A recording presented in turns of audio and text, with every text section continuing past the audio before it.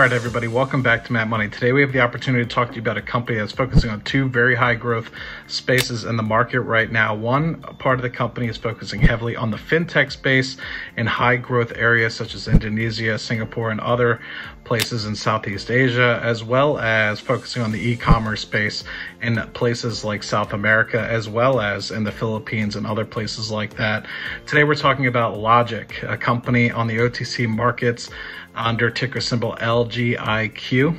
And both of these businesses are being extremely lucrative to the point where they're able to basically sustain on their own. And we'll touch about a press release that just came out about the organization that is focusing on the potential split of this company into two potential companies to be able to grow on their own pathways. So let's just take an opportunity to look at the stock on the OTC markets, and then we'll get a little bit into the business themselves, and we'll get into the press release. So I'll see you guys in the video. All right, so hopping into the computer here, we can see the current price of LGIQ is currently sitting about $3.14 USD.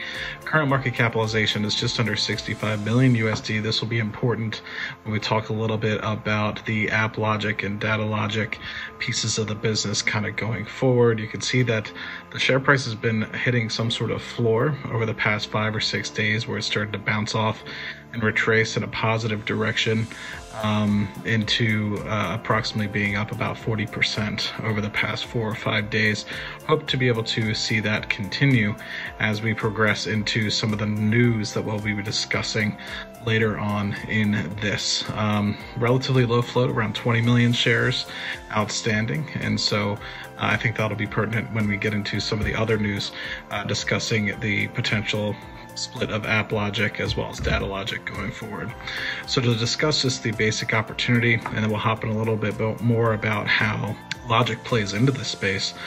Just looking specifically at 2020 growth, obviously it was the year of the pandemic, so you can see a lot of growth in the Latin America region. It's currently the world's largest growing e-commerce region as of 2020. You could also see expansive growth in Singapore with over 70% there as well, which was almost double the global average. You could also see 30% growth in the Philippines and also pretty good growth as well as the US and the UK, even though those are more mature markets. So where does really Logiq kind of play into this? So they're focusing on an e-commerce sort of world where they're trying to level the playing field for any company that's trying to offer e-commerce platforms and also e-commerce to anybody around the world.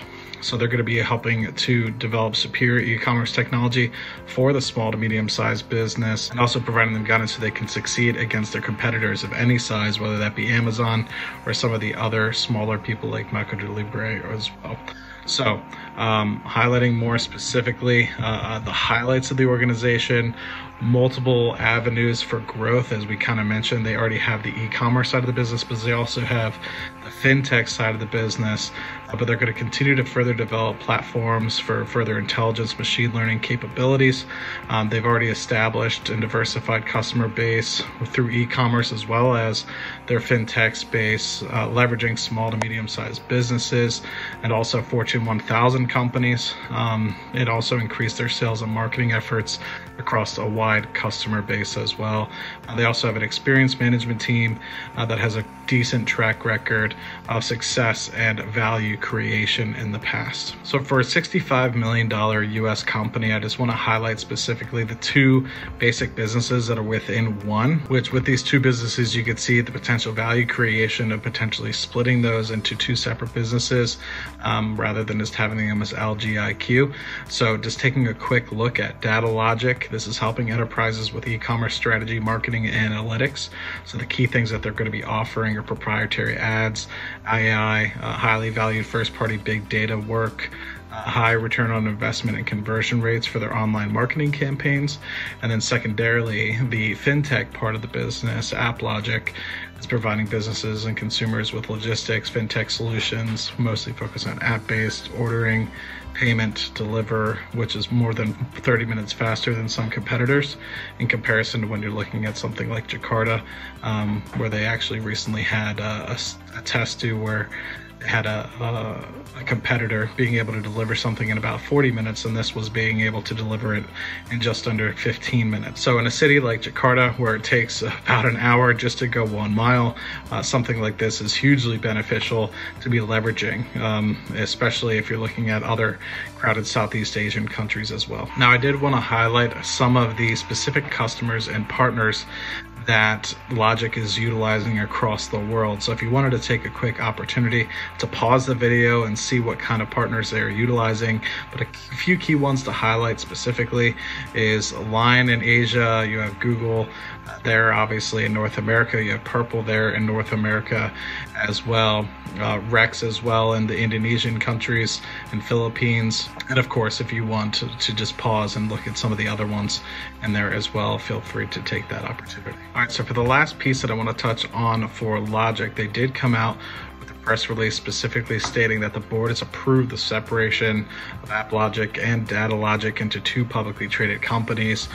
Just reading through this press release here, you can see obviously it gives a little bit of detail about LGIQ as a whole, giving it basically acquisition solutions, and basically the key statement that they're trying to separate DataLogic and AppLogic businesses into two publicly traded companies here.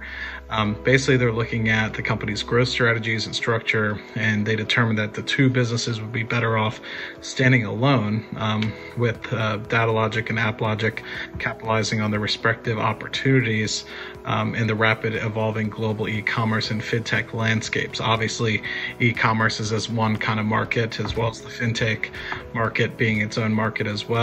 And splitting the companies off and doing their own thing might be better in terms of creating value for the shareholder. So this obviously plans and calls for AppLogic business to be acquired by an existing or newly formed publicly traded company, as they're mentioning in this press release.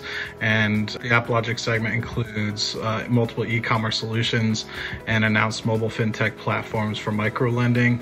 This is going to be extremely beneficial when you're going into, say, the Southeast Asian countries with partnerships like PT Wayland in Indonesia and other operators of food delivery services as well, that can be utilized for micro payments in the future. It also goes on to talk about the two businesses expecting to increase shareholder value for Logiq folks just receiving shares in both organizations or the future businesses that will acquire the FinTech business, and also just highlighting the overall potential for growth and value in the future. So I'm curious to see with this press release if they'll release an actual slide pack presentation highlighting some of the benefits of separating these two businesses and where they expect it to grow.